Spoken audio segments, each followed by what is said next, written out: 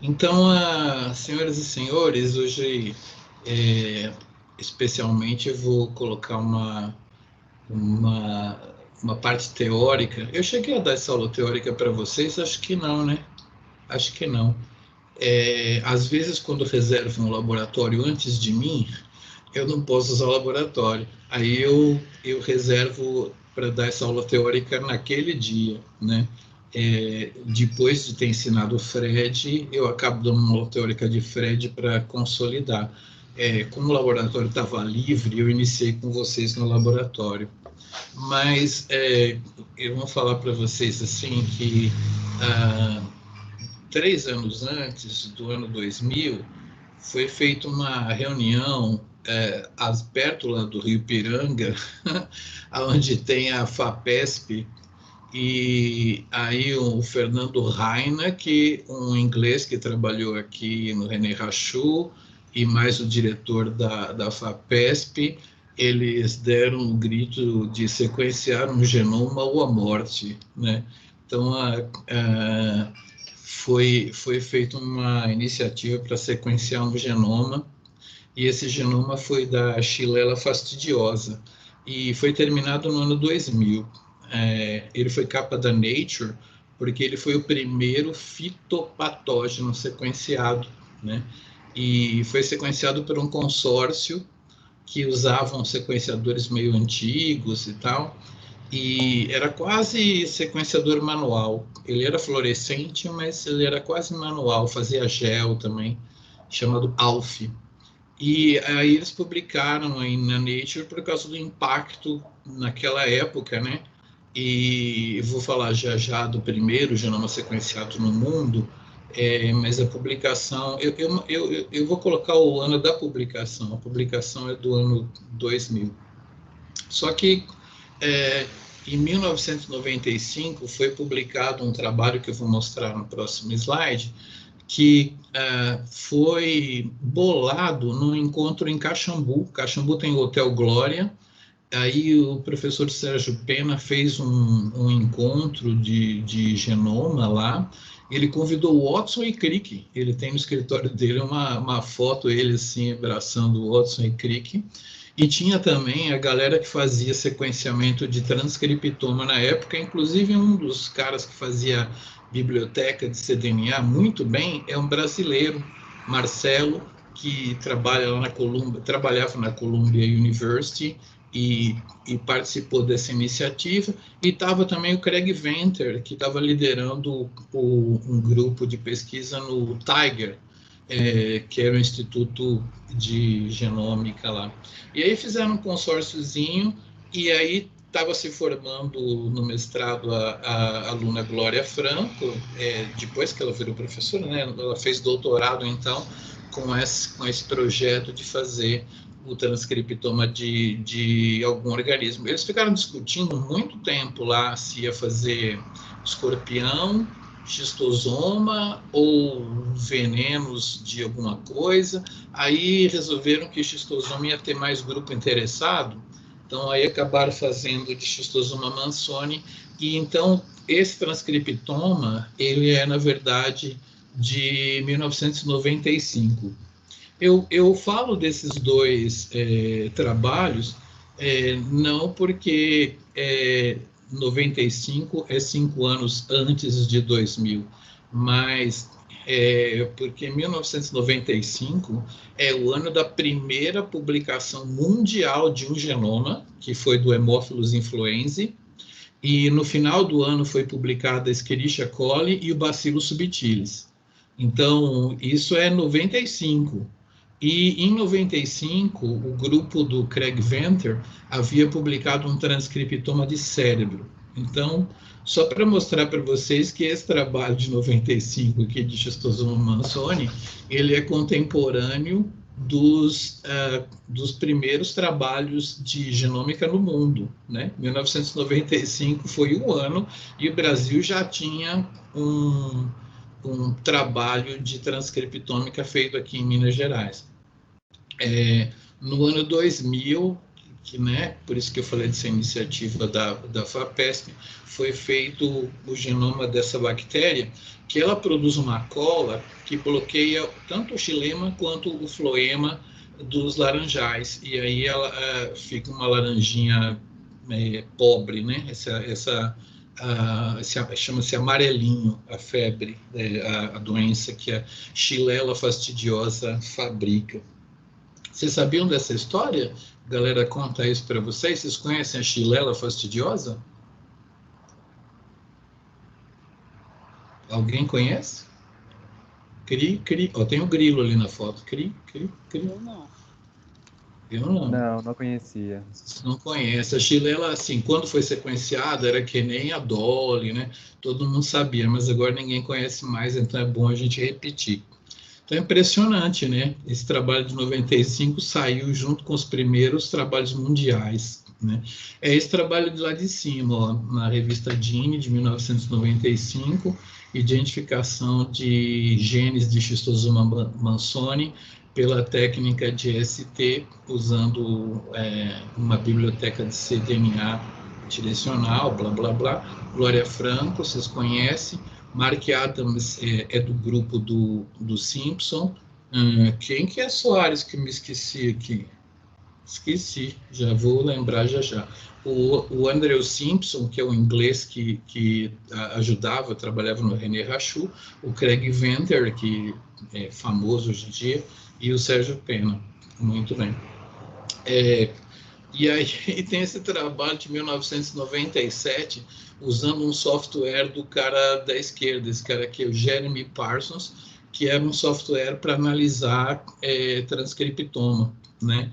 E ele falou assim, vocês estão tendo uns problemas para rodar o meu programa e tal, eu recompilei para vocês e tal, não sei o quê, mas vocês não vão nem usar mais, porque agora no verão vai ser divulgado um software chamado Fred Frap, que é o Fred que vocês usaram. Então, se o Fred é antigo, esse trabalho aqui de 97 é anterior à existência do software Fred. E aí já tem muito conhecido de vocês. Tem a Hélida Rabelo, o Vasco Azevedo, Heloísa Pena, aí tem o Miguelito, que na verdade esse aqui, ó, da época, Túlio Santos, uma galera, e o Sérgio Pena liderando esse negócio aqui, já era uma comparativa de 5 estágios, vamos lá, ovo, miracídio, cercária, esquistossômulo, verme adulto, né? Aí, com poucas sequências, né? Mas já dava para fazer um comparativo mesmo. A máquina era um IBM rodando a IX4. Você acredita? Não existia Linux, não, na época, não. Se existia Solaris para Intel. Você comprava uma máquina Intel, você não conseguia botar Linux, não, porque não tinha, não. O Linux foi ser usado na Biofor... Não é que não tinha, né? Tinha, mas ninguém usava. Ele foi usado só depois, eram máquinas mais solares que usavam. E a gente usava uma IBM com a IX4, era o sistema Unix da época, e o sequenciador era aquele ALF, que era fluorescente, mas tinha que fazer gel, era um maior trampo. Bom, assim, no ICB a gente teve sequenciamento de sangue radioativo, principalmente no laboratório de vírus, e eu, na verdade, fui tirar uma foto lá, eu olhei para uma câmera, eu queria o slide assim, aí eu olhei para uma câmera digital daquelas, não tinha celular com câmera na época, tinha uma câmera digital, aí eu fui lá no laboratório de vírus, esse cara não sabia nem o que era sequenciamento, mas no Fantástico apareciam essas poses assim, eu falei, faz essa pose para mim com esse negócio aqui, aí eu tirei a foto do gel. Se vocês forem ver aqui, tem 4 grupinhos de sequência que foram feitas aqui. Então, o cara chegou de manhã, botou na eletroforese 4 sequenciamentos para correr. Quando foi de noite, a sequência estava escapando já do gel, ele foi e colocou as mesmas 4 que estavam aqui, ele colocou aqui. No outro dia de manhã, então ele vai ler o início da sequência aqui, né? Vai ler aqui assim, e depois o final da sequência aqui, né? Vocês devem ter estudado sequenciamento com professora Glória Santuza? Quem que deu aula de biomol para vocês? Glória. Glória, né? Ela deve ter falado do sequenciamento com didesoxi, né? Era esse sequenciamento aqui. Essa foi uma máquina comprada, primeiro um consórcio da Rede Genoma Nacional comprou essas máquinas e instalou aqui no ICB, no laboratório do professor Sérgio Pena, depois a Glória começou a controlar, no laboratório da Santuza e no laboratório do Fabrício. Então, tinha essas 3 máquinas. Aí, depois se formou uma rede Genoma Minas, e aí ela adquiriu mais máquinas dessas, e aí eu nunca consigo falar os 10. Então, ficou os 3 do ICB que eu já falei, ficou René Rachou, ficou Ouro Preto, Lavras, Uberlândia, Embrapa. Nossa, dessa vez faltou 2. Enfim, as várias universidades aí que eu esqueci. Viçosa, opa, faltou um só. Deixa eu ver, fala uma universidade grande. Eu já falei quase todas, Uberlândia, sei lá, falta sempre uma para lembrar. Vai ver que são 9, eu fico falando que são 10. Aí, essa rede, então, tinha esses sequenciamentos que funcionam assim, ó. Opa, você precisava de um primer assim, eu representei uma fita molde aqui embaixo e os vários primers de várias moléculas que vão alinhar estão representados ali. Aí você começa a fazer um sequenciamento normal, mas aí vai entrar uma base fluorescente que está acoplada num açúcar didesoxi. Como esse açúcar não tem o 3'OH, aí dançou, a molécula não consegue andar mais do que isso. Então, você coloca uns veneninhos, né, de reação que são fluorescentes e de desoxi. Então, essa aí é a metodologia de Sanger, foi a que ganhou um prêmio Nobel e que foi automatizada com capilar. Aí você coloca no capilar e resolve o tamanho desses fragmentos aqui. E pela fluorescência do cara que interrompeu, você vê que tem um cara que interrompeu e era amarelo, aí o cara que tem uma base a mais era verde, aí o cara que tem uma base a mais era vermelho, então você detecta esses picos. Então, aquilo que a gente analisou na aula passada é o cromatograma. O professor Fabrício briga que tem que chamar isso de fluorograma, não tem nada de cromatograma, porque ele vê fluorescência.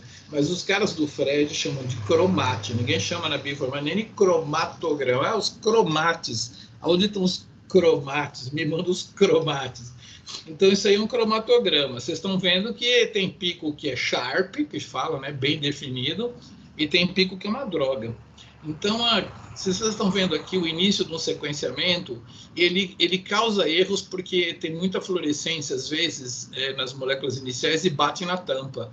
Depois começa uma série de picos bem resolvidos, você consegue tirar uma derivada de Fourier aqui e determinar se o pico é bem resolvido e tal. Agora, no final do sequenciamento, fica uma porcaria, porque vai acabando os reagentes, vai ficando mais baixa a fluorescência e você começa a ter umas sobreposições aqui. Então, se começa o programa Fred, que vai analisar isso, aqui ele sabe que tem azul, vermelho, azul, verde, azul, vermelho, né? Quando ele chega aqui, ele começa assim, cara, verde, azul, vermelho, azul, o que eu tenho aqui, né? Ele começa a ficar meio bobo. Então, ele começa a ter uma chance de erro no sequenciamento, né? Então, o programa Fred, que vocês usaram, ele lê o cromatograma e nomeia as bases, chama base calling, chamar as bases, call, né? Ele nomeia as bases, mas além de nomear as bases através do cromatograma, ele também calcula a chance de erro nessa sua nomeação. Então, por exemplo, 10% você representa como 0,1, né? A mesma representação, 10 dividido por 100 é 0,1. E a escala de Fred, que a gente usou, como eu comentei, é semelhante à de pH multiplicado por 10. Então, por exemplo, se você tiver uma chance de 0,001, né, é um número difícil de guardar quantos zeros que eu falei. Então, a gente primeiro transforma eles em 10 a menos 3, que é só uma transformação, e aí a gente usa a língua do P. Vocês sabem falar na língua do P da biologia? Vamos ver quem sabe, abre o microfone e fala. Eu vou falar na língua do P. Menos log de mi, menos log de Gé, menos log de Li, menos log de To. O que foi que eu falei? Miguelito. Miguelito, porque P na biologia é menos log de alguma coisa, pH é menos log de H+. pKa é menos log da constante de dissociação do ácido, né? Então, quando você fala pH, o P significa menos log de alguma coisa, e a ideia foi, assim, o Sorensen, que foi o alemão que inventou isso, ele falou assim, vamos fazer o menos log dessas concentrações muito baixas, porque senão eu não vou saber se usei 0,0001 ou 0,00001, entendeu? Então, assim, ele transformava essas concentrações baixas em 10 a menos 7, 10 a menos 5. Quando você tira o menos log, vem o número inteiro. E, como eu falei da outra vez, para você não ficar com vírgula, 3,1, 3,2, a galera multiplica por 10. Então, assim, a chance de erro de 0,01, que é 10 a menos 3, você tira o menos log e multiplica por 10. Então, a gente chama isso de Fred 30. Vocês viram lá comigo, né? Então, o sequenciamento ele é uma porcaria no começo e no final, por causa da... Vocês viram lá por quê, né? Porque bate na tampa e depois no final, porque vai acabando os reagentes. Então, a nomeação é praticamente aleatória no início e no final, onde a chance de erro é alta. Então, a ideia da bioinformática é cortar esses pedacinhos, né? E eu vou contar para vocês, já que estou contando historicamente nessa aula de hoje, me permitindo dar uma aula teórica, que é raridade nesse curso, vou contar para vocês que o Brasil é um país um pouco estranho, vocês sabem disso, é claro, não é novidade para ninguém. E quando se resolveu fazer uma rede Genoma Minas, escolheram um xistosoma para sequenciar, porque o trabalho da Glória Franco e do Sérgio Pena foi, em 1995, foi feito em baixa escala. Aí resolveram fazer um sequenciamento do transcriptoma em larga escala. Não é que no mesmo momento São Paulo tinha uma rede lá de xisto que resolveu também fazer? Eles estavam fazendo com sequenciadores da Chilela, mas de repente viram que Minas estava entrando também no sequenciamento, ia comprar sequenciadores novos, compraram um sequenciador ABI para eles, que é um sequenciador que conseguia ler 1000 bases. Não é aquele que eu mostrei na foto, é de uma outra empresa que conseguia fazer leituras maiores. E eles começaram a sequenciar e produzir sequências de quê? De ovo, miracídio, cercários, cristosoma, liverme adulto. Mesma coisa, né? E aí a Rede Genoma estava numa reunião e falou assim, não dá para comprar sequenciador para 10 pessoas, só dá para comprar para 7. E aí alguém falou assim, bom, vamos ver se a gente comprar esse sequenciador aqui, que sequencia até 600 bases, se dá para comprar para todo mundo. Ligaram para o dono da empresa, ele estava em San Diego, num hotel, na piscina, falaram com ele, escuta, você pode dar um desconto para nós, em vez de vender 7, pelo mesmo preço, dá 10 sequenciadores para nós? Aí o cara falou, você vai comprar os reagentes de mim? E o cara falou assim, vou comprar 2 milhões de reais em reagentes. Eu tenho 2 milhões para as máquinas e 2 milhões para os reagentes. O cara falou, estou ligando para São Paulo agora, você fala com não sei quem, negócio fechado, os 10 sequenciadores são seus. E então ninguém teve que sair da rede naquele momento, acabaram comprando esses sequenciadores aí. Aí os sequenciadores iam fazer sequências menores do que os de São Paulo. Beleza. Em São Paulo, fizeram uma reunião e falaram assim, cara, vocês fizeram comigo lá com 10% de erro, eles falaram assim, não, Fred 10 é muito ruim, vamos fazer um negócio mais perfeito. Fred 20, que é 1% de erro, eles falaram, é muita coisa, isso é só para quando vai publicar o genoma. Para um transcriptoma, Fred 20 é muito. Aí eles falaram assim, vamos fazer Fred 15, então. Eles resolveram numa reunião. beleza? Usar FRED 15. Vocês estão com a ideia de que se eu usar FRED 20, minhas sequências vão ficar mais curtas, tá? Se eu usar FRED 10, elas vão ficar compridas, mas eles acharam que ia ter muito erro. Aí eles fizeram 15. Isso aqui é uma escala logarítmica, meu Deus do céu. 15 nem é a metade entre 10 e 20, e eles resolveram numa reunião. Nós fizemos diferente, eu sabia que a gente estava perdendo. Então a gente falou assim, o pessoal todo da bioinformática, né? Alguém tem PUC 18 aí comprado? Aí o professor Sérgio Costa tinha um lá que ele comprou, assim, um litro de PUC 18.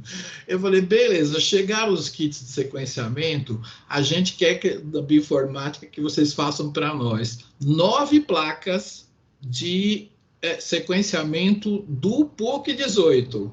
Aí os caras, para quê? Para quê? A sequência já está publicada. Eu falei, justamente, vocês vão pegar essas 3 placas, rodar no sequenciador da professora Glória, 3 placas do professor Fabrício, 3 do professora Santuza, tá?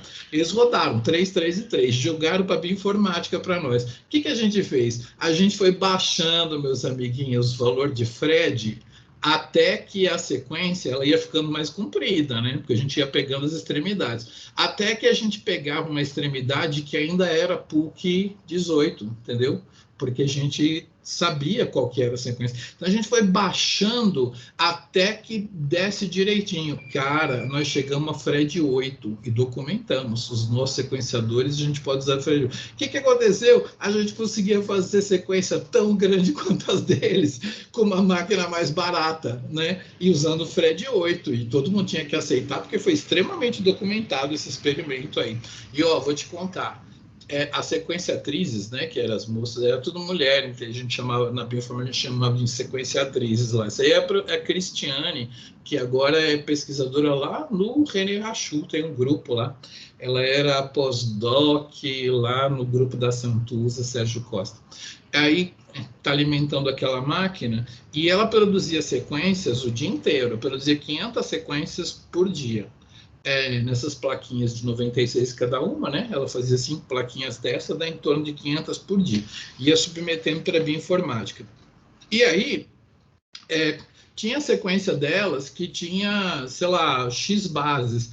Quando a gente descia o nosso FRED para FRED 8, a gente alterava a produtividade dela, entendeu? Olha que coisa linda. A gente chegava, em média, a aumentar 3 vezes o rendimento do trabalho dela. Então, assim, foi louco. Assim, o pessoal gostou muito, porque o trabalho de quem estava sequenciando era super valorizado. A gente realmente aproveitava 3 vezes mais em grande quantidade de casos, né? Então, eu contei para vocês, assim, fala. Eu tenho 2 dúvidas. A minha primeira dúvida é referente ao gráfico antigo, onde você tem os picos da fluorescência do sequenciamento de sangue. Exatamente, isso aí. Que programa, o cromatograma, que programa que faz isso pra gente? Não é um leitor. É só por curiosidade. Eu não mostrei para vocês, mas aquele arquivo .esd que vocês usaram, ele é binário. Então, assim, não vem o cromatograma, vem valores e tal, tudo mais. Existem alguns programinhas que conseguem gerar o cromatograma daquele SD. E eu nem me lembro mais, por causa de que a gente define bioinformática de 2 maneiras. Primeiro, existe uma informática dentro dos seres vivos, tá? Bioquímica é o estudo da química que existe nos seres vivos, né? Tem uma química especial para lipídio, para DNA, para açúcar, que você estuda não na química orgânica, mas na bioquímica, que é uma química que existe no ser vivo. O ser vivo tem informação também, tem padrões no DNA, tem o conjunto de transcritos, que é o transcriptoma, o conjunto de proteínas, que é o proteoma, o metaboloma. Essas informações a gente estuda na bioinformática. Então, não é que a gente usa informática para estudar biologia. A maioria dos professores do ICB define assim, está errado. Bioinformática é o estudo da informática que existe nos seres vivos, tá? Da informação. É que às vezes é difícil a galera se acostumar com esse termo informação. A galera da computação entende isso muito bem. Informação. É a informação que existe no ser vivo. E a minha definição secundária para a bioinformática é biologia para deficientes visuais. Daí eu diria para cegos, porque a gente não olha muito as coisas. Então, quando a gente transforma esse cromatograma em números, a gente pega aqueles números e roda num outro programa em larga escala, entendeu? Então, assim, na bioinformática não se usa muito, em geral, esses piquinhos aqui, mas existem programinhas que conseguem transformar o cromatograma nesse grafiquinho aí. Eu nem me lembro qual que eu usava, mas existia alguns que faziam isso sim. Mas a gente, na verdade, a gente não usa olhar as coisas. A gente usa pensar nelas aqui na nossa cabeça e trabalhar com os números, né? Então, aqueles valores de Fred representam para nós os picos, entendeu? A gente não precisa olhar um pico alto desses para saber que ele deve estar próximo de 40, ou um baixinho desse para saber que ele está próximo de 10, sacou? Então, basicamente, a gente não é freguês desses programas, não. Eu respondi as duas, falou que tinha duas, né? Não, a outra, que eu não entendi uma coisa. Você tem um valor de Fred, quanto maior o valor do seu Fred, menor a sua chance de erro, certo? Porque se minha chance de erro é 0,001, significa que é 10 a menos 3, logo Fred 30. Se eu colocar um zero a mais, ou seja, minha chance de erro vai ser menor, meu Fred vai ser 40, certo? Isso, esses números, quanto mais altos, eles são mais precisos, né? Isso. 10 é considerado baixo. A gente provou que a gente conseguiu usar 8 porque a quantidade de erros que a gente adicionava nas extremidades, que era aquela que a galera corta, ainda era suficiente para eu saber que aquilo era PUC. Na verdade, eu vou te falar, era 16%. Então, de 100, sei lá, se na ponta eu tinha 100 bases, 16 iam estar muito ruins. Mas eu ainda conseguia saber que aquilo era PUC, entendeu? Então, como eu estava sequenciando o transcriptoma, meu problema era saber se aquilo era hemoglobina, se aquilo era actina, se aquilo era enzima da via glicolítica. Então, eu podia assumir uma quantidade de erros que eu poderia medir. Como é que eu poderia medir? Com um PUC comercial comprado, né? Então, meu amigo, assim, nós usamos Fred 8 e vai criticar. Ninguém criticava. A galera lá de São Paulo ficava louca com a gente usando Fred 8. E eles continuaram usando Fred 15, jogaram fora pelo menos sei lá, uns 30% do que eles sequenciaram, eles jogaram no lixo, entendeu? Porque decidiram numa reunião e 15 é logaritmo. 15 não é a metade entre 10 e 20, meus amigos. 15 é 30% acima de... 37% acima de 10. Sim, totalmente burra decisão, né? Como que você... O que eu tinha entendido é que você sequencia e aí o programa do Fred vai analisar para você se aquele pico ele é confiável ou não, estipulando o valor de Fred. Como você faz o você viu na aula passada os arquivos .qual? Eu posso te mostrar agora quando a gente entrar na bioinfo. Os arquivos .qual que tinham os numerozinhos? Aham. Aqui, cada número daqueles é um pico. É uma base e é um pico, né? Entendeu? Então, nós estamos falando daqueles números lá. Eu vou mostrar para você... São valores de Fred, não são? São os valores de Fred, exatamente. Isso. A minha pergunta é, quando você tem o valor de Fred, ele é estipulado depois que você sequencia, depois que você faz a análise do cromatograma. Aí, justamente, na hora que a moça manda para a bioinformática, eu vou passar o Fred nele, né? Exatamente. Isso, mas o que você fez aí não foi estipular um valor de Fred 8 e a partir dele otimizar a produção, a análise? Mas a moça, a gente fez na aula sem trimar nada, né? Sem fazer corte. A moça manda para a gente sem trimar, ela manda o bruto, né? E você decide se você vai cortar aonde ele alcançar a qualidade 10, 15 ou 20, né? Então, ela já fez o trabalho dela e mandou o dado cru para nós, né? Aí na bioinformática você decide a posteriori, mas ela não é que você fala para ela, sequencia com esse valor de qualidade. Não é isso, não. Ela sequencia o que ela conseguiu sequenciar. Aí ela manda para você. Aí você fala assim, será que eu vou usar essa sequência inteira? Não, porque ela vai ter erros nas pontas. Quanto que eu corto? Né? Entendeu? Ela mandou o dado inteirão. Lá, a posteriori, você decide quanto que você quer cortar. Se você cortar muito, coitado da moça, trabalhou lá 10 horas no dia e só valeu 3. Era isso que você perguntou? Ou era outra coisa? Falei. Não, eu entendi, obrigado. Era esse mesmo, beleza. Eu vou te mostrar depois como é que funciona o algoritmo, só que está numa outra apresentação, mas eu vou mostrar porque... Então, isso aí foi combinado para os projetos Genoma e foi bolado primeiro a Saccharomyces cerevisiae, que não está aí, mas a moça deve ter tomado uma cerveja e comido uma pizza, né? É um organismo importantíssimo. Se ele faz pizza e cerveja e vinho, né, é um dos organismos mais importantes do mundo. Então, a Saccharomyces cerevisiae foi feito o genoma dela, depois foi feito o genoma do C. elegans. Eu estava nos Estados Unidos, meu amigo, lá nos anos de 1992, 93, talvez, quando um cara foi lá mostrar o genoma do C. elegans. Eu vi a palestra logo que ele foi sequenciado. E era meio chato na época, assim, que tinha um monte de gene, um monte de tabela, um monte de negócio, assim, mas foi o anúncio do genoma de C. elegans. Aí logo depois, a comunidade científica ia partir para o genoma de Drosophila. Eu vou contar essa história aqui. Ia partir para o genoma de Drosophila, né? Eles bolaram esses organismos como organismos modelo. A Arabidopsis thaliana, ela é um modelo vegetal, mas ela não foi colocada na lista, não. Era Saccharomyces cerevisiae, C. elegans, Drosophila e o humano.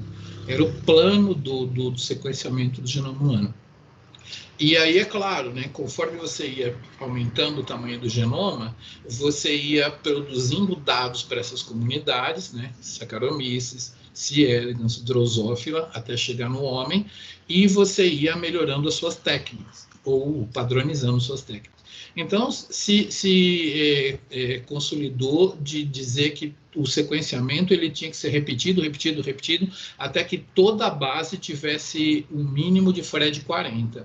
É claro, né, o genoma ele é fracionado, então ele tem várias sobreposições. Então, se o meio dessa sequência tem a qualidade alta aqui e a ponta é ruim, vai ter uma sequência onde aqui a ponta vai ser o meio da outra. Então, você vai ter FRED 40 no genoma inteiro. Né? FRED 40 é 0,01% de erro, para a imprensa saiu 99,99% de acerto. Tá? Então, para a imprensa saía 99,99% de acerto, na bioinformática você sabia que você tinha que ter FRED 40 em todas as bases do genoma. Foi assim para a Saccharomyces, foi assim para o C. elegans, foi assim para a Drosophila, foi assim para o humano, e é assim para qualquer genoma que se publique hoje, pelo menos FRED 40. Hoje, a cobertura é tão grande, que a gente tem FRED 50, 60, 70 de qualidade nas bases, pela imensa cobertura que os sequenciadores de hoje fazem. Mas deixa eu contar aqui a fofoca, então. Quando chegou na hora de sequenciar a Drosophila, o Craig Venter, ele brigou com o genoma humano e ele saiu e ele formou uma empresa chamada Celera, né? Aceleração, assim, Celera, e ele fez um consórcio com a firma que fazia aqueles sequenciadores que São Paulo comprou. Eles criaram um sequenciador de muito desempenho e deram, eles eram sócios, eles deram 200 desses sequenciadores para a Celera. Cada operário lá da Celera tomava conta de 20 dessas máquinas, botava para rodar todo dia. Não podia desligar, porque era tão cara que se desligasse, ficava tudo ruim. E aí fizeram uma firma de sequenciamento, né? E aí, um belo dia, ele bateu na porta do coordenador do genoma da Drosophila, do projeto Genoma Humano. E aí, hi, may I come in? Nice bugs, né? Belos insetos tem aqui. Ele falou, olha, eu montei uma firma, eu sei que vocês vão começar o sequenciamento da Drosophila, mas eu tenho uma oferta para vocês, eu posso sequenciar a Drosophila para vocês, você me dá o DNA, né, e eu sequencio. Porque vocês vão gastar um dinheiro enorme com sequenciamento e tal, e isso pode ser otimizado numa empresa que eu tenho agora, e então vocês poderiam usar esse dinheiro para pagar bolsa de estudo, pensa bem, pagar bolsa de estudo para essa galera trabalhar com Drosophila, para produzir ciência de qualidade, para descobrir função de novos genes, imagina só, aí a gente faria o sequenciamento para você. Aí o cara falou, sabe o que é? A ideia do projeto Genoma é capacitar as universidades, os estudantes, eles sabendo lidar com o projeto Genoma e tal, não sei o quê, mas só por curiosidade, quanto você me cobraria? Aí o Craig Venter falou assim, olha, vocês são os caras legais, assim, para vocês eu faria de graça. A única coisa que eu pediria para vocês é vocês me darem uma carta dizendo se ficou bom. Né? Olha a jogada do cara, de graça. Olha, o coordenador da Drosophila ficou 1 ano debatendo na revista Science, vocês podem pegar lá, se ele devia ou não devia fazer isso. Por que ele não deu logo o DNA para o cara fazer o sequenciamento? Por quê? Porque o que ia acontecer depois que a melhor comunidade de genética do mundo dissesse que Acelera, sim, faz um serviço de qualidade atestado por eles. O que ia acontecer depois na história da humanidade se os caras da Drosophila atestarem que a empresa dele faz um genoma perfeito? O que vocês acham que ia acontecer? Vamos lá, quem tem uma opinião aí?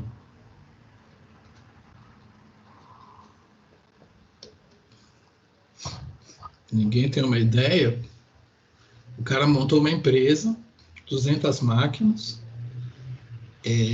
pediu o genoma da Drosophila, ia fazer de graça, só o cara precisava olhar e falar, ficou bom. O que ele ia fazer depois da Drosophila? O que vocês acham? O genoma do grilo? O que eles iriam fazer, o que a empresa Acelera ia fazer depois da Drosophila com um atestado de garantia de que ficou bom? Genoma humano. E o que ele ia fazer com o genoma humano sequenciado na empresa dele? Vender. O cara ficou 1 ano em crise, aí ele foi lá e pegou o DNA e falou, toma aí, velho, não vou gastar esse dinheiro todo que eu podia gastar com bolsa, faz um negócio. 1 mês depois, pimba, genoma da Drosophila publicado, 1 mês depois. Beleza. Começou uma disputa, meus amigos, o presidente dos Estados Unidos, Bill Clinton, a rainha da Inglaterra, o imperador do Japão se reuniram e falaram, vamos botar dinheiro nas universidades, vamos criar institutos de sequenciamento, não é comprar sequenciamento, vamos criar institutos de sequenciamento, vamos ganhar desse cara, nós não podemos deixar ele patentear o genoma humano, nós temos que fazer o genoma público antes dele.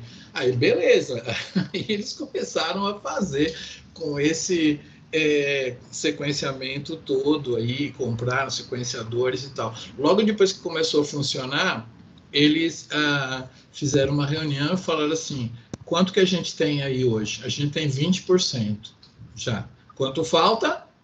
80%. Beleza. Quanto tempo falta para a gente fazer esses 80%? Os caras falaram um tempo ali, tipo 2 anos. 2 anos para fazer os 80%. Em quanto tempo, a julgar pelo sequenciamento da Drosophila, em quanto tempo aquele filho da puta vai terminar o genoma dele? Resposta: em 1 ano, na metade do tempo. Então, isso é um evento histórico que eu acompanhei, é muito legal, porque faltava 80% com o jeito de sequenciar que foi usado na Saccharomyces, no C. elegans, que ia ser usado na Drosophila, que ia ser usado no humano, que é o seguinte: vocês já colecionaram um álbum de figurinha, né? Se você tem, você pode fazer um cálculo estatístico, distribuição de Poisson. Se você tem um álbum de figurinha com 300 figurinhas, se você for na banca lá e comprar 10 vezes mais, você vai encher o álbum, tá?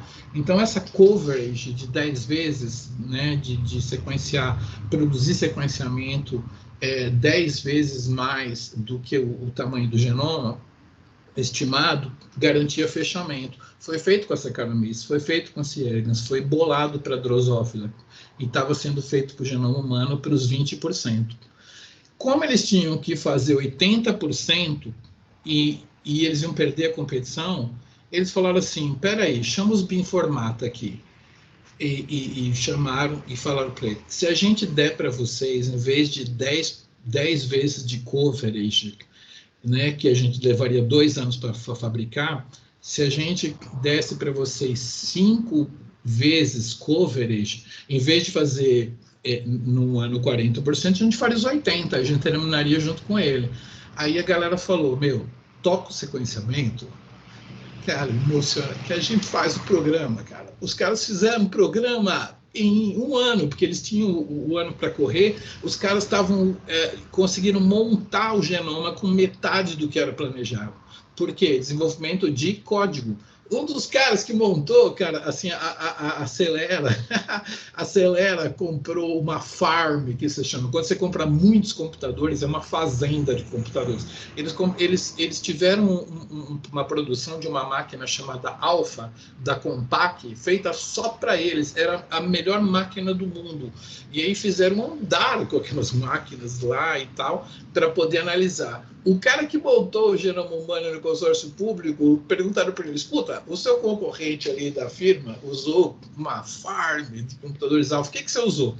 O cara falou: olha, eu fiz programas com paralelismo, que eu domino, e eu utilizei uma sala de computadores que tinha 100 computadores Pentium 3 à noite na minha universidade. Então, durante as noites, eu montava o genoma. Ele montou com 100 Pentiums 3, tá bom? Beleza? Por quê? Porque o cara era um puta cientista da computação, ele desenhou um programa de paralelismo que não existia, né? E conseguiu fazer a montagem. E agora, para terminar, no Brasil, a gente teve essa contemporaneidade e a gente teve um exemplo chamado Brazilian International Genome Conference, que se chamou a Big Conference, e todos eles falaram. Então, o primeiro cara foi o bioinformata da Acelera lá, falar lá, e ele explicou como é que tinha montado o genoma e tal, e em seguida ia falar o cara do genoma público. Então, antes disso, eu tenho que falar para vocês, a briga foi tamanha que o Bill Clinton falou assim: meus 2 amigos, você da Acelera, você do Genoma Público, no dia 26 de junho, vocês estejam na Casa Branca e vocês vão anunciar que o genoma foi completado junto pelos 2. O Bill Clinton teve que fazer isso, de tamanha que era a briga entre os 2. Vocês vão ficar sem som aí? O som está aqui. Bill Clinton, vocês conhecem esse cara aqui? Esse aqui é o coordenador do genoma humano. Pela atenção do Bill Clinton, você está vendo que ele está tendo mais atenção. Esse aqui é o Craig Venter, que o Bill Clinton mal olha para ele. É uma cerimônia do 26 de junho de 2000, onde o primeiro grande draft do genoma foi anunciado por manto do Bill Clinton, o homem mais poderoso do mundo na época, falou: vocês vão anunciar juntos. Ninguém ganhou essa competição aqui.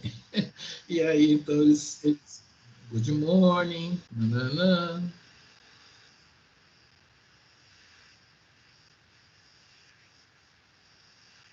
É,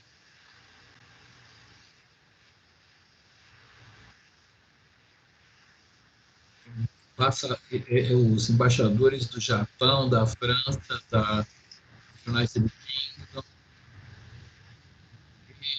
pronto. Então, ele anunciou, então, o genoma juntos, né?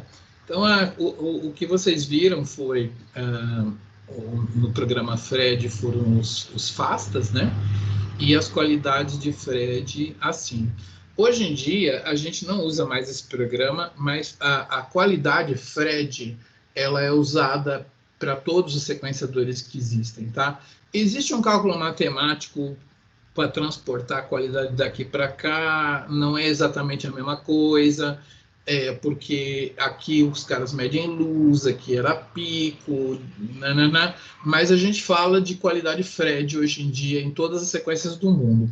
Aí eu queria mostrar para vocês, acho que eu já mostrei para vocês, o arquivo é um arquivo único, em vez de 2 arquivos, vocês fizeram o FASTA e o .qual, né?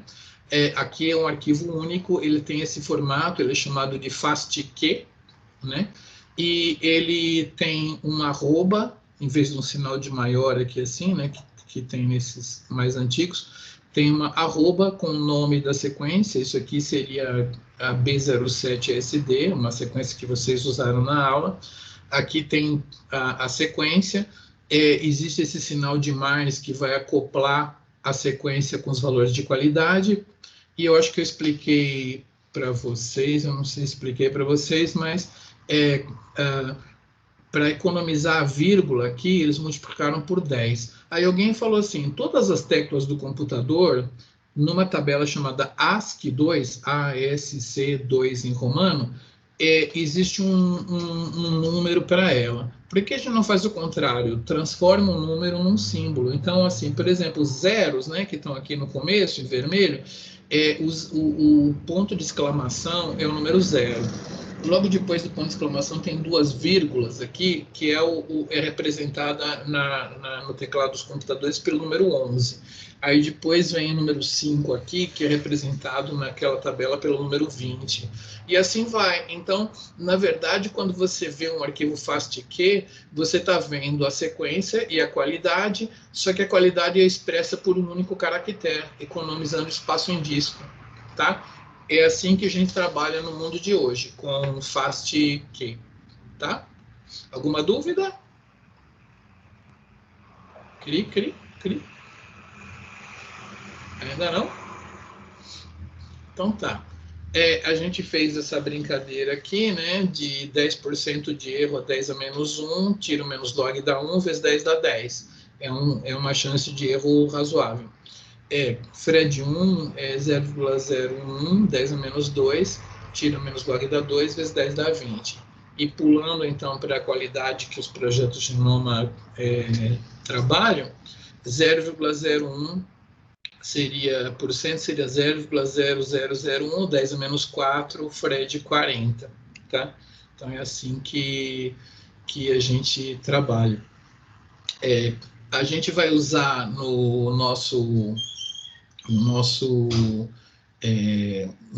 nossa aula de montagem de genoma, o sequenciador que a gente usa hoje em dia na real. Hoje em dia, na real, você usa geralmente o sequenciador Illumina. Isso aí são resultados do sequenciamento Illumina, né? Você tem aqui uma qualidade alta que vai caindo, né?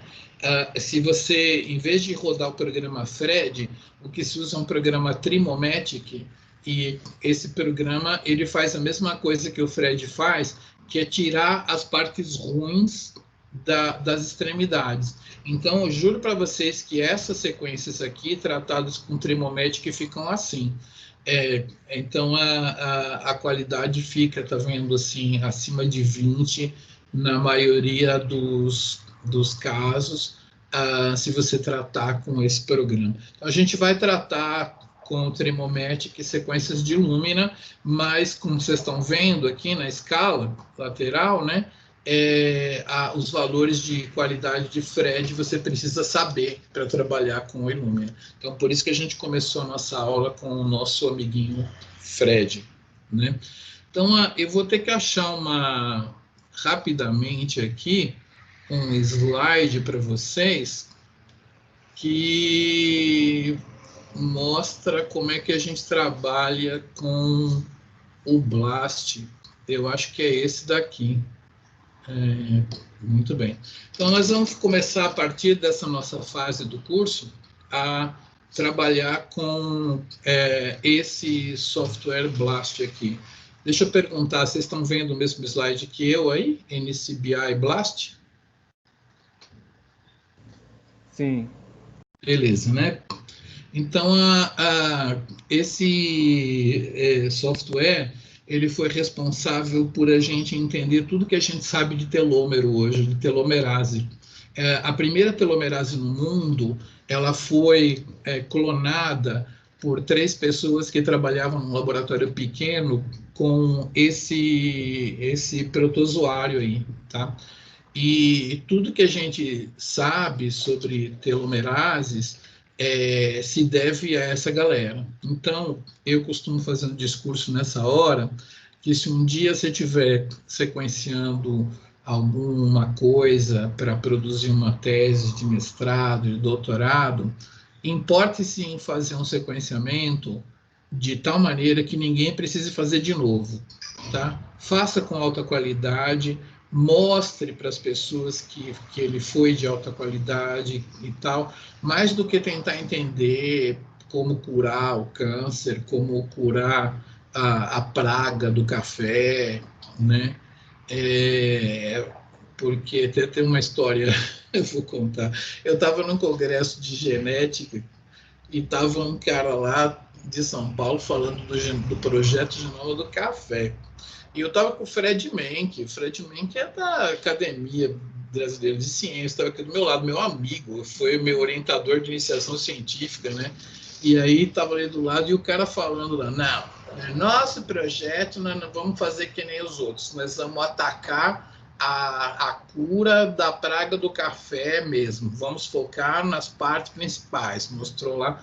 Aí o Fred falou, eu brinco com esse cara na FAPESP o tempo todo, mas esse cara é muito posudo. Então eu falei, beleza. Na hora que o cara terminou, eu falei assim, meu amigo, deixa eu te falar uma coisa. Em primeiro lugar, isso aí que você propôs, você não vai conseguir chegar na cura, não.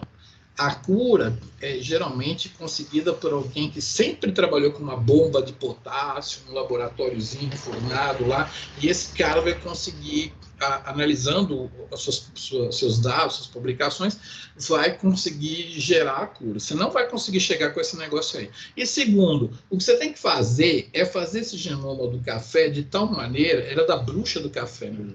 De tal maneira que ninguém tenha que fazer de novo ele, entendeu? Então, gaste o seu dinheiro que te deram para fazer o melhor genoma do mundo e não queira curar doença nenhuma. Não vem com esse discurso de que eu, diferente dos demais, vou chegar à cura. Não tem isso. Faz o seu genoma bem feito. Então, assim, eu falo isso para todo mundo que trabalha com sequenciamento no ICB, que, assim, você está fazendo uma grande obra de fazer um genoma de um jeito que ninguém tenha que fazer de novo. Então, assim, isso já é seu grande, né, trabalho. Então, esses caras aí, por exemplo, pegaram essa sequência, não existia genoma humano, não, eles foram procurar no transcriptoma, e eles acharam 2 pedaços de RNA que, quando juntava, dava a sequência inteira da telomerase humana. Eles fizeram um trabalho maravilhoso, não sei se está aqui o trabalho. Não. O que esse programa está fazendo aí? E eles... sim, o clone, né? Porque eles descobriram tudo sobre a telomerase. E fizeram, no mesmo trabalho, fizeram análise da telomerase e viram que ela ressuscita no câncer, né? E que é claro que um linfócito, quando ele vê o antígeno, ele começa a produzir anticorpo, mas não é um cara só, não. Ele sofre uma transformação blástica e ele gera como se fosse um tumorzinho, né? Ele fica imortal, né? E aí, para isso, para ele ser imortal e criar muitos linfócitos que vão produzir anticorpo contra alguma coisa, ele tem que proliferar indefinidamente. Então, ele tem que restaurar a telomerase para os telômeros dele aumentarem, sacou? Então, as células do sistema imune que respondem imunologicamente, elas proliferam, e para isso elas restauram a telomerase. Esses caras fizeram isso nesse trabalho aí, na Cell, um trabalho enorme. Por causa de quê? Porque os caras estavam trabalhando com um bichinho que ninguém dava atenção nenhuma. Imagina se davam milhões de reais, de dólares, para esses caras fazerem a pesquisa deles. Claro que não. E eles descobriram tudo que a gente tem sobre telomerase. Então, eu vou falar do software que eles usaram. Nós vamos fazer esse exercício na aula, que é usar o BLAST para descobrir a telomerase humana a partir da telomerase do euplotes, que é esse bichinho aí. E é claro que a telomerase, ela não existia, os telômeros da Dolly, não sei se vocês sabem isso, a Dolly foi clonada de uma célula adulta, de mama, e do jeito que ela foi feita, o telômero não se recuperava, ele ia encurtando, e a galera achava que a Dolly ia morrer de velhice acelerada. Na verdade, ela acabou morrendo de uma crise imunológica, que eu não sei se tem a ver com telômero, antes disso daí. E aí, quem assistia na Globoplay a novela O Clone, nem sei se tem lá, mas vai ver que o Murilo Benício, né, que fazia o papel do clone, no último capítulo ele sai pelo deserto com o médico que criou ele, que é o Dr. Alpieri, porque não se sabia o que ia acontecer com clones humanos naquela época. E logo depois, quando clonaram gado, viram que a telomerase ressurgia. Então, pode ser que tenha uma novela onde o clone volta do deserto, porque ele não deve ter sofrido de encurtamento de telômero, né? Aí tem um caso, já que estou falando com vocês que são da biologia, tem um cara que fez um trabalho assim. Para clonar, você tem que pegar o núcleo de uma célula, e colocar no óvulo, basicamente.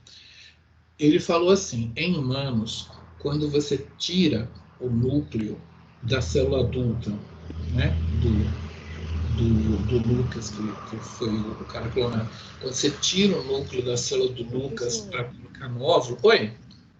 Eu quero tirar uma dúvida meio retardada, então.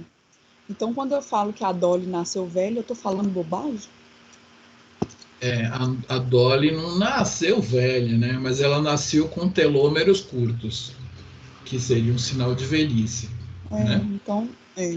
Então, qualquer clone, ele nasce com telômeros curtos e depois o telômero, ele... Não, aumenta. A Dolly não aumentou, não ia aumentar, todo mundo achava que qualquer clone morreria de velhice acelerada, tá? Quando clonaram o gado pela primeira vez, as vaquinhas, falaram assim, os telômeros ressuscitaram. Já tinha saído esse trabalho que eu falei para vocês, que existe ressuscitamento da telomerase. A telomerase, vocês devem ter estudado, é uma enzima que tem um molde de RNA dentro dela, um RNAzinho. Ela é uma transcriptase reversa, porque ela cola, a enzima vem aqui, ela cola no telômero, e com aquele moldezinho que ela tem pequeno, ela faz um trechinho, turururu. Aí ela vem aqui e faz outro trechinho, turururu. Então ela vai adicionando pedaços repetitivos, por isso que telômero é repetitivo. Tá? Então a telomerase de um linfócito, quando ele é ativado para produzir anticorpo, a telomerase ressurge, ela é expressa, né? Ressurge, quer dizer, é um gene que desaparece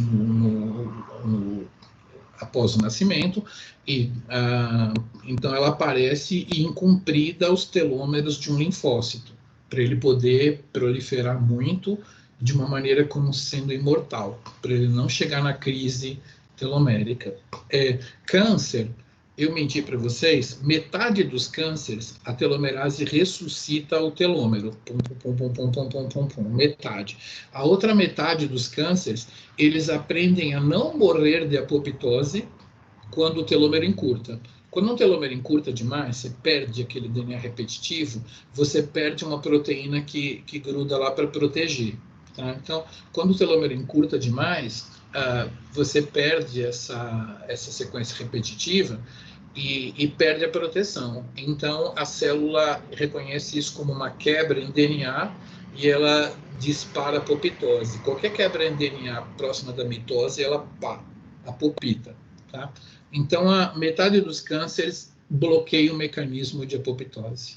O telômero realmente encurta, fica uma zona que o telômero fica grudando um no outro, mas ela não se mata.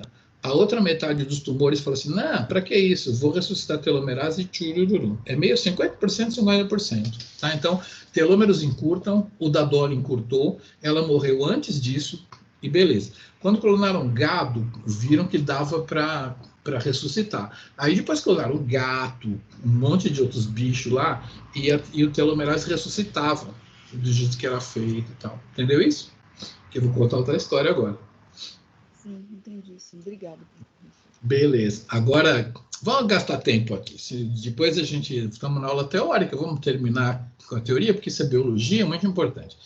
Teve um cara que pegou a célula adulta, humana, tirou o núcleo para fazer a clonagem. Dá um choque elétrico, igual e tal. E aí, ele falou assim, na hora que eu tiro o núcleo humano, tem uma proteína muito importante para a estabilidade das mitoses que fica lá, entendeu? Então, para primatas, se eu tirar o núcleo, a proteína fica lá, ela não vem junto. Então, esse cara publicou um paper numa revista Science ou Nature, e no final, claro, ele não fez experimento de clonagem com humanos, ele comprou 16 macacos rezos e fez, tá? E fez. Claro que esse cara fez isso primeiro com porto-riquenhas, né? Pegou os óvulos lá, aí depois ele falou, não posso publicar um trabalho na Science com clonagem de humanos, ainda vou comprar 16 macacos rezos. E é estatisticamente muito bom.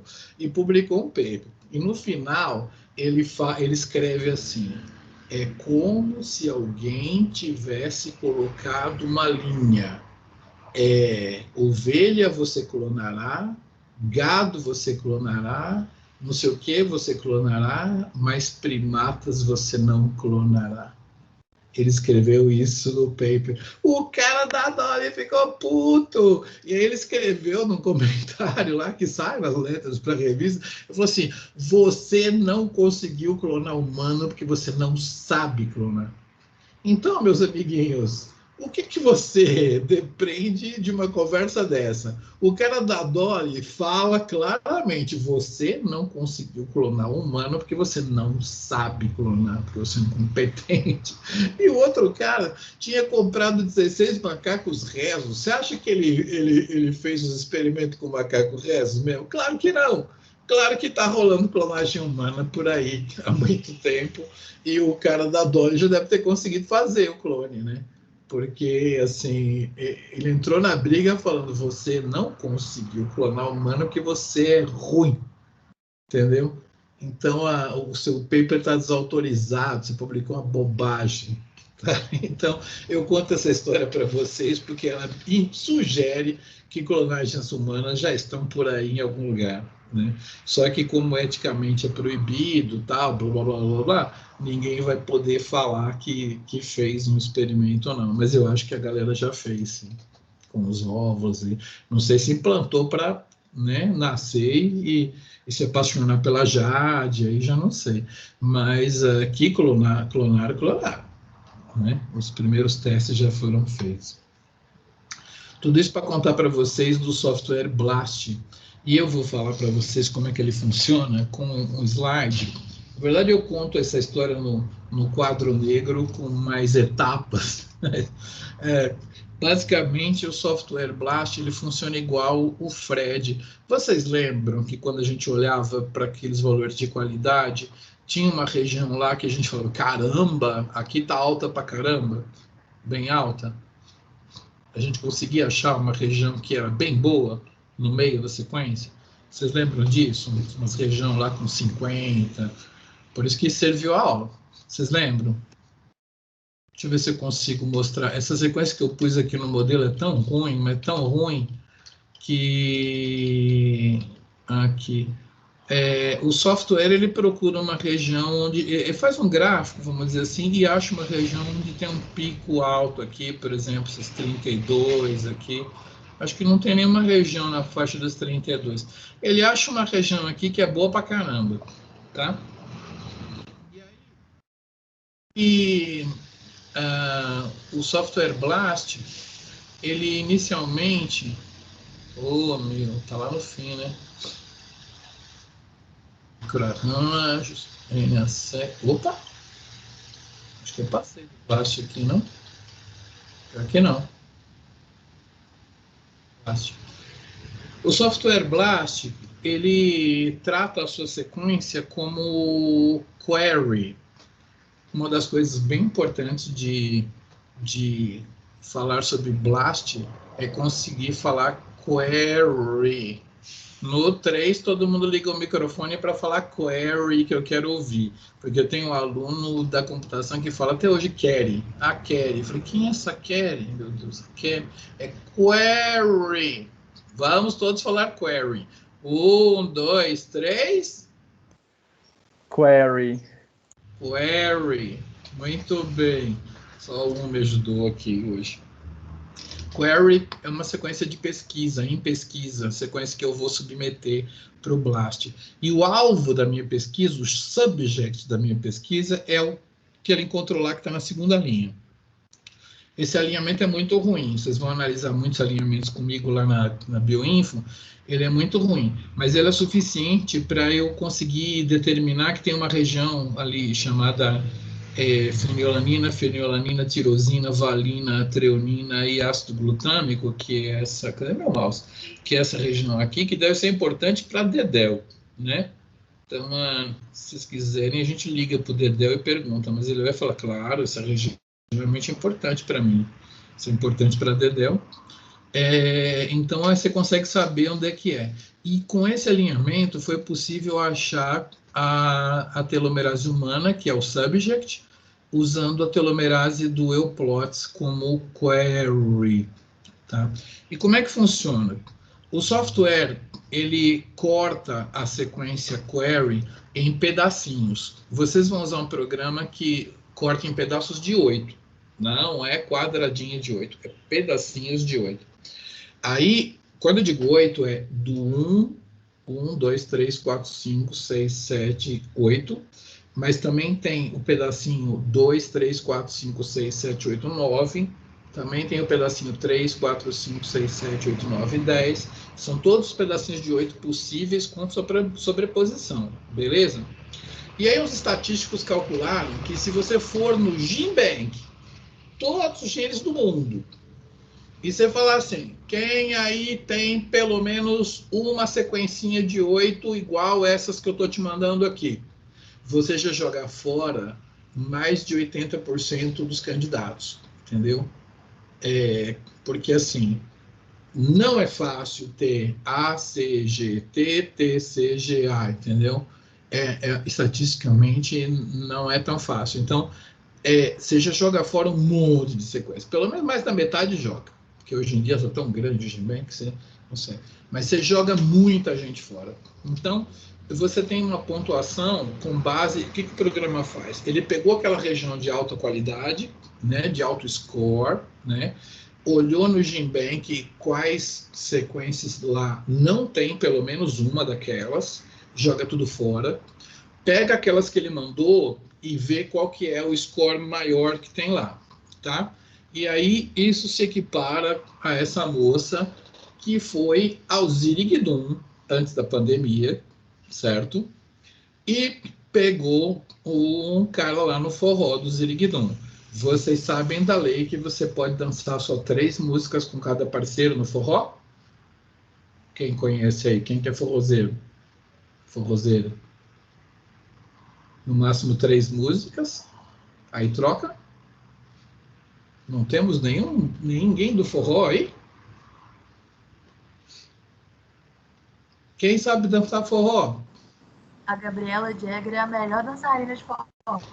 É isso, já jogaram a Gabriela na roda. Gabriela deve saber. É de lei você só dança 3 músicas com um parceiro. Você não quer dizer que você quer ficar com a pessoa, entendeu? Primeiro sinal. Aí os meninos, né, que às vezes não tem essa aula em casa e tal, os professores de outras disciplinas não ensinam, né? Então, o que acontece? Você está dançando, passou da 3ª música, a moça está lá, a 4ª música com você, já é um sinal. A outra coisa, como é que mulher dança mesmo? Homem dança assim, mulher dança assim, né? Aí a outra coisa é que a mulher tem um cabelo, ela, para não atrapalhar, ela, sem, com o chapéu não dá, ela pega o cabelo aqui assim e joga ele todo para cá, tá? Beleza? Isso é um sinal para você não ser besta, que ela quer ficar com você, entendeu? Então, ela botou o cabelo todo para cá e tá na 4ª música. Então, assim, aconteceu, ela ficou com um crush ali, e aí a pontuação dele foi alta, aí, ó, pontuação, acho que eu tenho a pontuação aqui, né? Foi alta, então ela mediu uma pontuação alta, beleza. E aí, fazendo um paralelo, o nosso programa achou aquelas bases com qualidade na faixa de 30, e ele mediu ali e falou, pontuação alta para cá. Aí, o tempo vai passar para ela, né?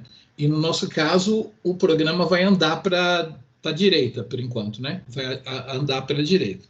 Então, o que aconteceu? Ela pegou o zap dele, tá, não sei o quê, aí, sei lá, sábado o cara não... foi domingo isso. Segunda-feira, nada do cara chamar. Terça, nada do cara chamar. Quarta, nada do cara chamar. Quinta, nada do cara chamar. A pontuação dele foi diminuindo, beleza? Só que aí, na sexta-feira, o cara chamou, falou assim, vamos sair e tal, não sei o quê, vamos marcar, eu te busco lá no pirulito da Praça 7. Beleza, nós vamos sair, vou te levar para a gente num lugar bacana, tal, não sei o quê. Ela foi para lá, assim, a pontuação dele aumentou, né? Então, ela falou assim, não vou terminar esse negócio aqui, vou dar mais uma chance, porque a pontuação aumentou. Então, a pontuação aumentou, ela continuou.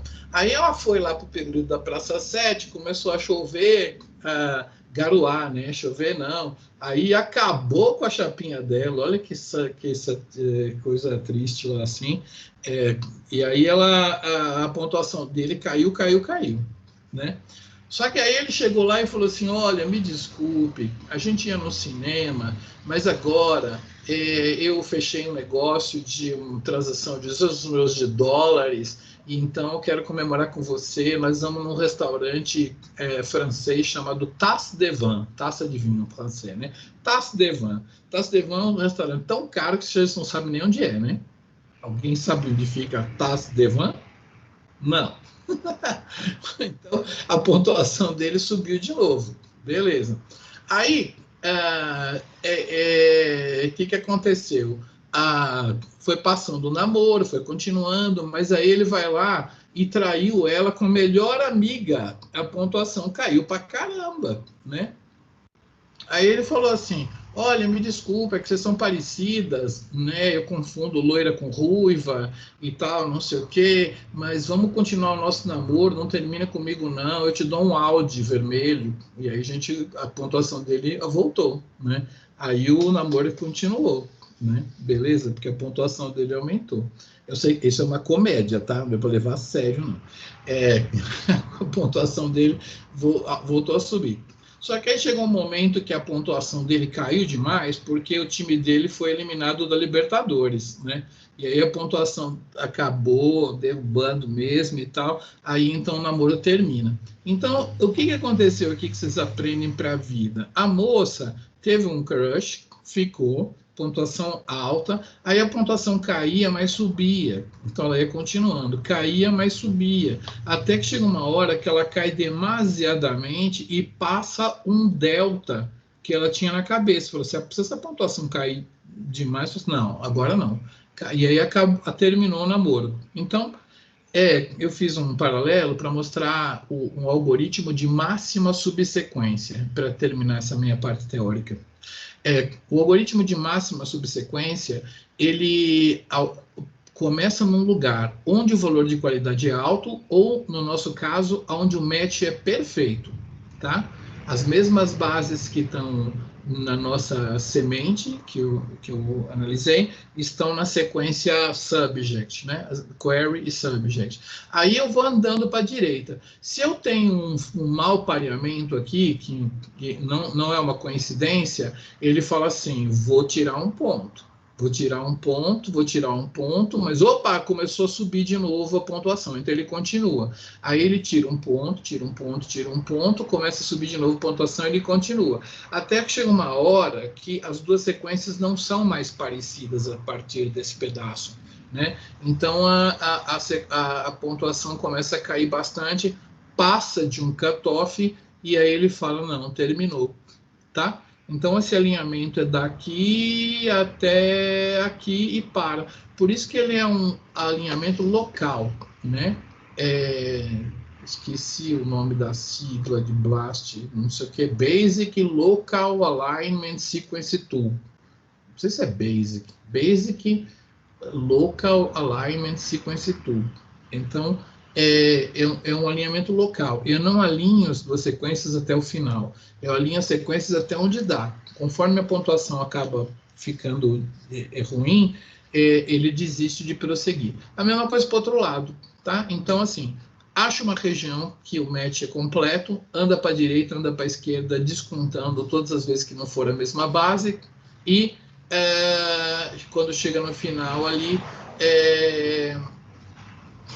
que a pontuação caiu demais, você para. Então, a gente sempre vai ter um pedaço da nossa sequência pareado com um pedaço da outra, e quando cair demais, a gente não reporta, a gente só mostra o alinhamento local, beleza?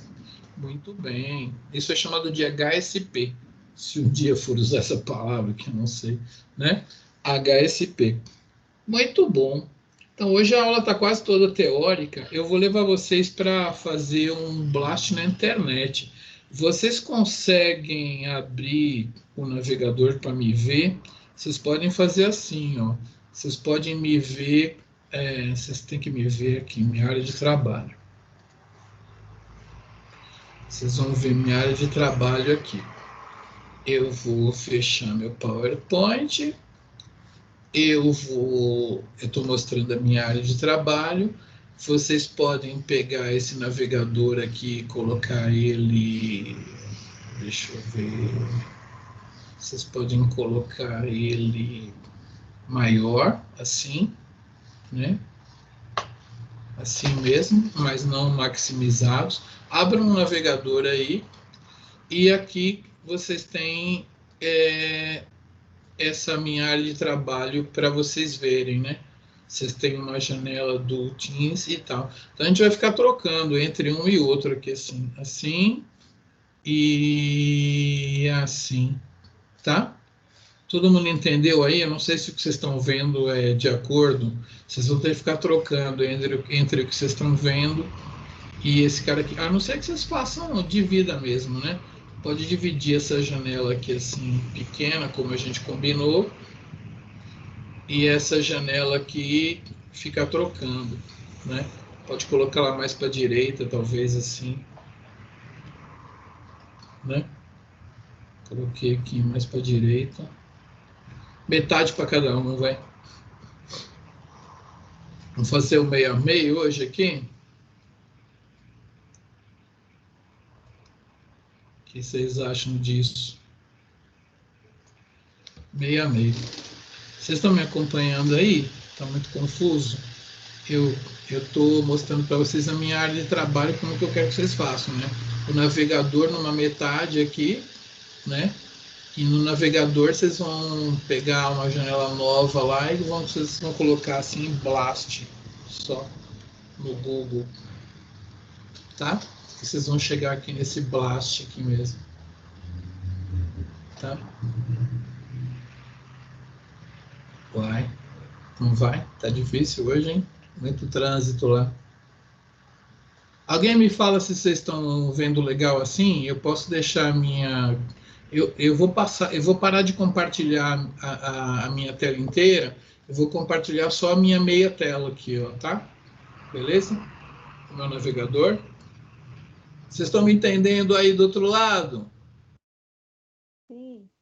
Sim.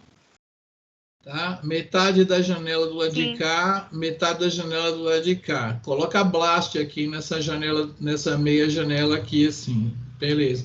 Eu vou parar de compartilhar minha tela inteira, eu vou compartilhar só isso aqui para eu ficar nessa tela de cá, tá bom? Então, vamos lá, eu vou compartilhar aqui a minha janelinha do blast aqui. Vocês estão vendo aí a minha janela do Blast Local Analysis Tool aqui, né? Estão vendo esse cara aqui agora, né? Só isso, não é isso? Estão vendo esse cara. Eu quero fazer com vocês um Nucleotide Blast. Então, a partir desse momento, todo mundo está vendo essa minha meia tela. Vocês vão clicar no Nucleotide Blast aqui, tá? Todo mundo entrou? Covid-19, não sei o que é isso. Todo mundo está acessando essa caixinha que está escrito Enter a Session Number ou FASTA Sequence. Vocês estão vendo essa janelinha? Sim, né? Beleza. Tá.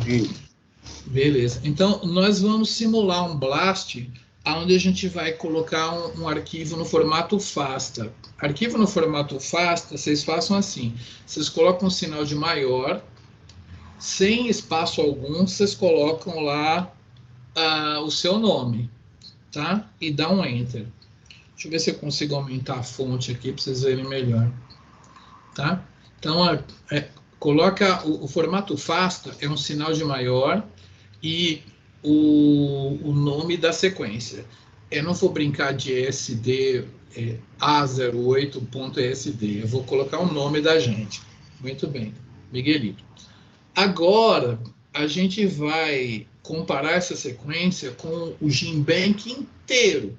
Mas que sequência que é essa, né? Eu ouvi falar que teve uma tal de aula do silêncio no bacharelado e eu não posso ficar atrás. Então, eu vou fazer uma aula de psicografia. Funciona melhor se você digitar assim, ó, com os dois dedinhos e com a mão assim. Mas não vai dar para digitar assim hoje. Vocês vão colocar 2 dedos no teclado de cada mão, em cima de A, C, G e T. E vocês vão mentalizar um organismo.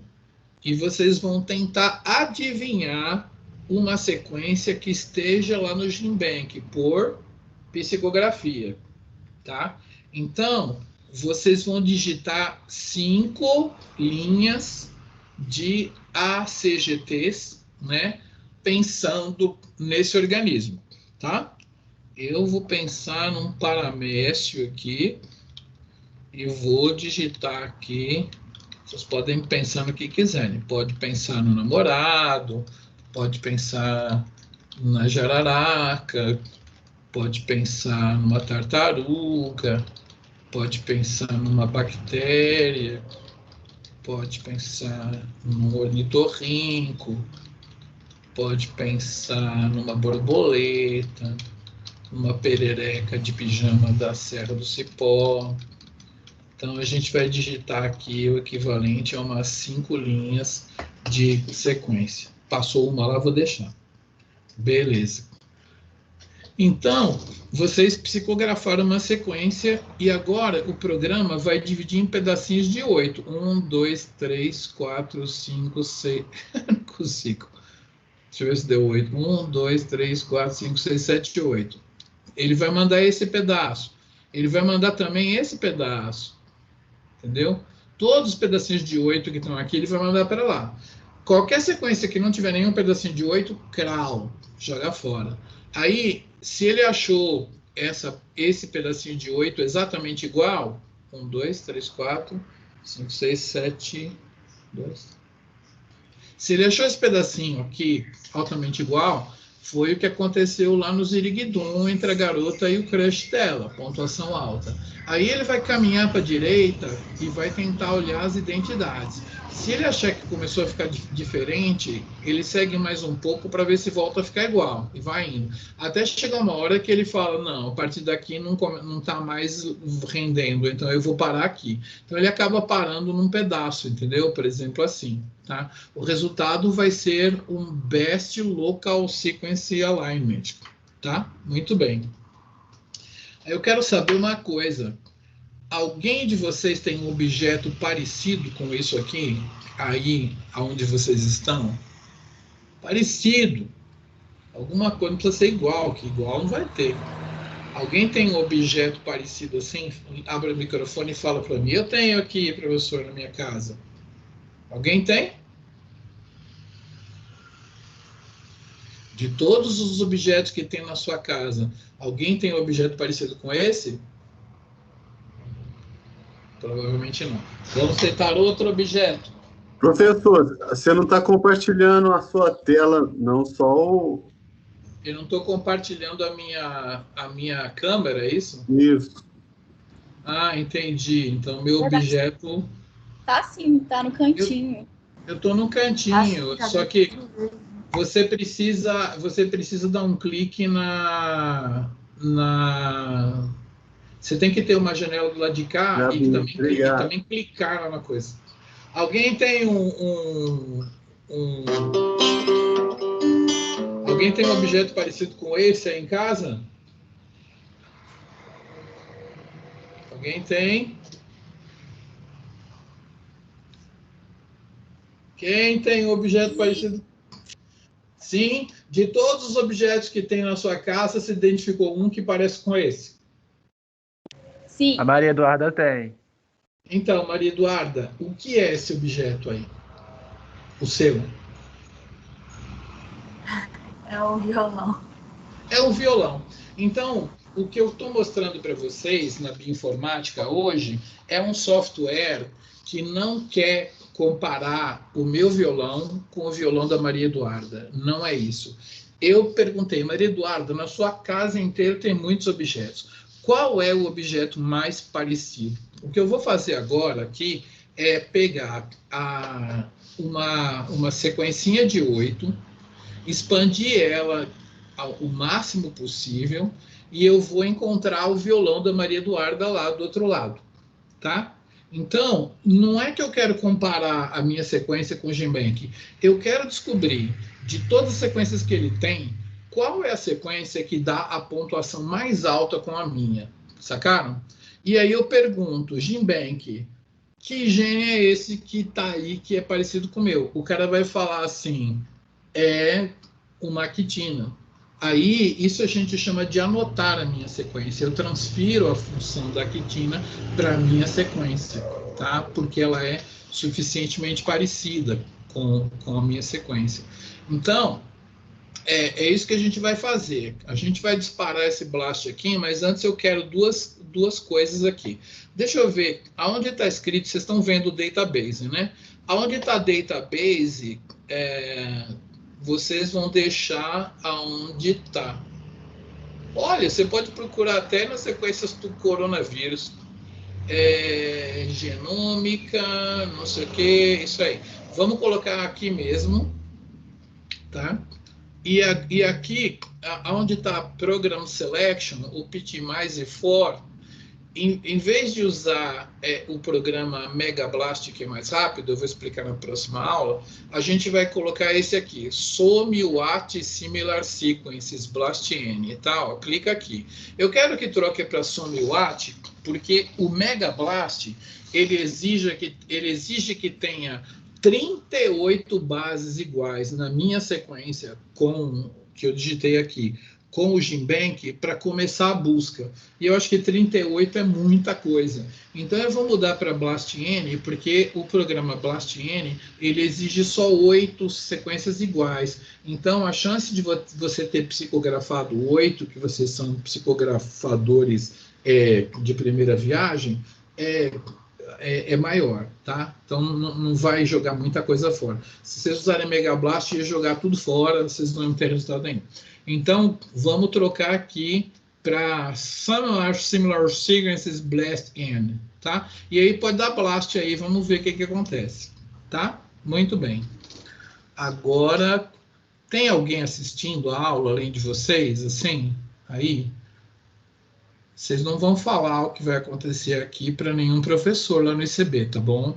Eu vou formar uma seita com vocês, eu vou ensinar uma coisa secretíssima, que vocês não podem falar lá no ICB quando voltar a pandemia, senão vocês podem ser queimados numa fogueira por bruxaria, entendeu? Não repitam o que eu vou falar aqui lá no ICB.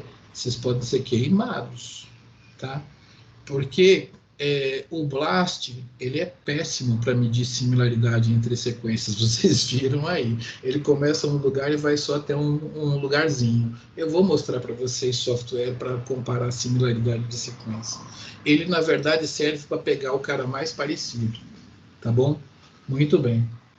E aí, ele vai dar um resultado. Chegou o resultado para vocês? Agora eu acho que você tem que, se quiser, você pode maximizar a sua tela para você ficar mais à vontade. E, meu Deus do céu, os caras criaram abas. Então, não, é na primeira aba que eu quero mesmo. Aqui, tá? Então, o meu primeiro resultado, vocês estão vendo que nem eu, né? Assim, tem o bagulho lá, os resultados. Alguém teve no significant alignment found? Alguém teve alguma coisa assim? Eu tive. Teve mais alguém? No significant alignment found. Muito bem. Lembrem-se, azar no jogo, sorte no amor. E hoje é quinta-feira, tá? Então, se você quiser depois submeter uma outra sequência, você pode ter um resultado melhor, tá? Mas no caso aqui, segue com a gente, porque eu vou pedir para a galera falar o que aconteceu. Algumas pessoas tiveram essa tabela aqui, né? Muito bom. Aí, o que acontece? O BLAST, nesse momento, depois que ele fez o alinhamento, nossa, é tão chato mostrar o alinhamento, não precisa fazer isso aqui, não. Eu estava nas descriptions, eu cliquei em alignment. Vocês pode fazer, só clicar na aba alignments aqui.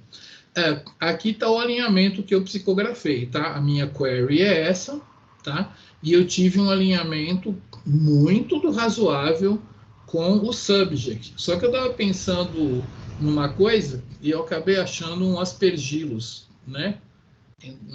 A minha mente meio que não dormiu muito bem essa noite, eu acabei psicografando um aspergilos. Mas vamos voltar para a tabela de descrição, que eu quero olhar com vocês. Nossa, eu nunca tive um valor tão bacana. Essa coluna aqui, que na bioinformática a gente chama de e-value. Ninguém que eu conheço chama isso de e-valor, tá? Todo mundo chama de e-value. Então, qual foi o e-value para nós? Eu queria que alguém me falasse aí qual o número maior de e-value que obteve. Deve ser o número inteiro, número 1, 3, 5, 7. Quem que teve o maior valor de e-value, liga o microfone e me fala. Números acima de 1. 1, 2. Alguém teve um e-value acima de 1? 3.9. 3.9, quem dá mais? O meu é 3.9 também. 3.9 também. 3.9, muita gente. Mais alguém? 4.7? Isso. 4.7 está ganhando. Alguém tem um valor ainda maior aí, não? 4.8. Quanto? 4.8. 4.8 é maior. Vamos ficar com 4.8, é o campeão. Muito bem. Deixa eu perguntar já para vocês quem tem o menor valor. Todas as vezes que ele cai abaixo de 0,001, ele vem como notação científica, igual o meu ali, 2 elevado a 10 a menos 10. Isso é notação científica no Excel de vocês, é assim. Então, eu tive um 10 a menos 10 aí. Alguém tem 10 a menos 15, 10 a menos 17? Quem tem o menor valor de value aí? Alguém tem menor do... Eu não acredito que eu vou ganhar hoje. Alguém tem menor do que 10 a menos 10?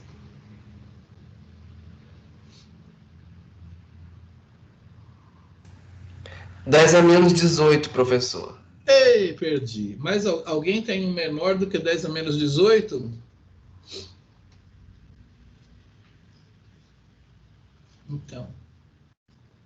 Então, senhoras e senhores, isso é segredo, é uma seita que eu estou formando com vocês, que é a seita de que o BLAST determina homologia, tá? Não falem isso no ICB, vocês vão ser queimados numa fogueira. Eu estou avisando.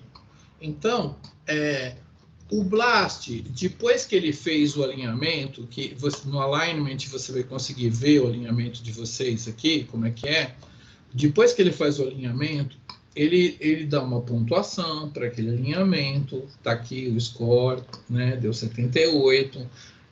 Os scores de quem teve um e-value acima de 1 deve ser bem pequenininho. Os scores do meu amigo lá que ganhou hoje deve ser maior que 78. Então, ele fez o alinhamento, ele fez a pesquisa de similaridade, ele mostrou a similaridade aqui. Beleza. Até aí, todo mundo está certo, ele mede similaridade. Mal e porcamente, como vocês estão vendo. Nesse momento, ele se transforma num dealer, num croupier, num operador de cassino que está jogando 21 com você, tá? Então, você fez seu jogo. Aí, o croupier, o dealer, o cara do cassino, ele vai pensar assim: será quantos jogos melhores do que o dele eu geralmente tiraria nesse momento? Melhores ou iguais, né? Você sabe que cassino, quando empata, é da casa, né? Então, quantos jogos melhores ou iguais que o dele eu conseguiria tirar normalmente? Aí, o cara fala assim, eu acho que eu tiraria uns 4.8. Qual que foi? Quem que ganhou aí? Foi 4.8, né?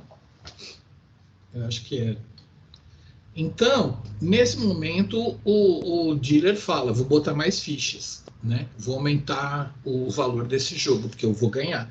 Eu normalmente tiro 4 jogos mais melhores ou iguais que o dele. E o cara fala assim, eu acho que, pela minha experiência, o croupier, o dealer, ele vai conseguir uns 4 ou 8 jogos melhores que o meu, se ele jogar. Então, sabe o que eu vou fazer? Vou bater na mesa.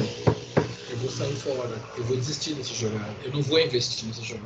Porque, assim, a chance do cara conseguir, ao acaso, por mero acaso, né, jogos melhores que o meu é maior do que 1. Vocês estão reparando que é maior do que 1? Então, não é a probabilidade de, ao acaso, existir um alinhamento com a pontuação maior do que o meu. É o número de alinhamentos com pontuações melhores que o meu que pode ocorrer por mero acaso. Então, o cara bate na mesa e sai fora, porque o número é muito alto.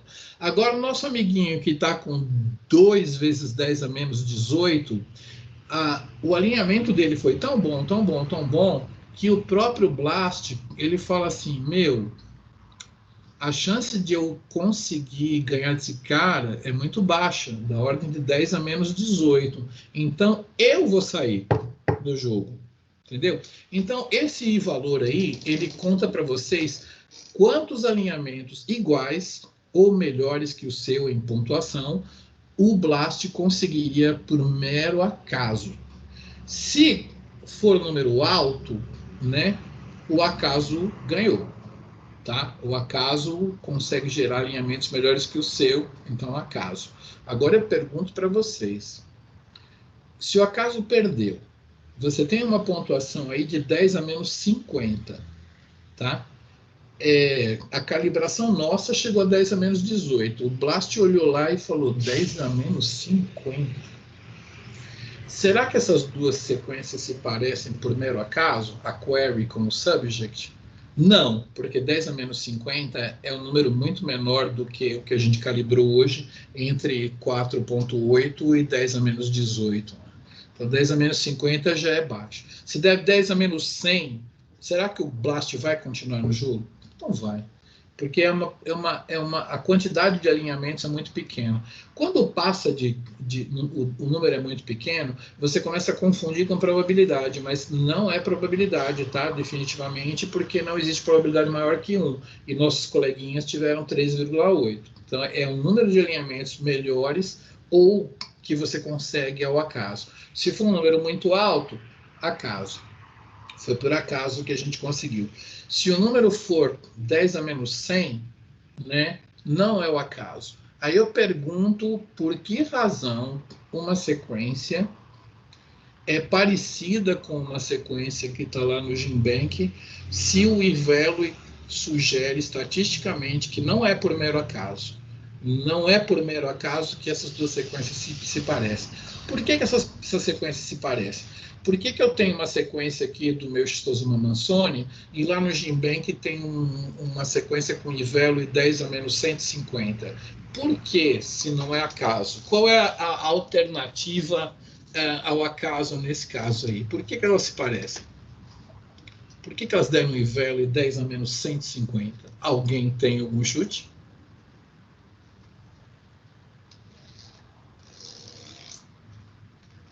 Para acabar a aula hoje. Por que duas sequências se parecem com Ivelui bem baixo? Baixo para dedéu. Por quê? Por que alinhamentos, quando o Blast analisa, fala assim, meu, por acaso isso aqui não vai ser. Cri. Vamos lá, biólogos do meu país. Por que duas sequências se pareceriam? Aqui está lá no GenBank e aqui está no seu organismo.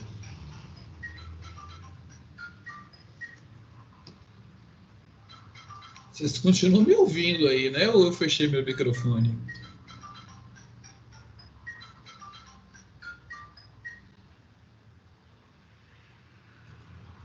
Ai.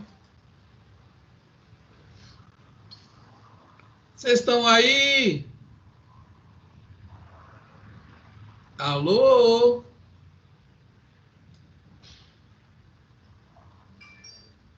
Pior que não.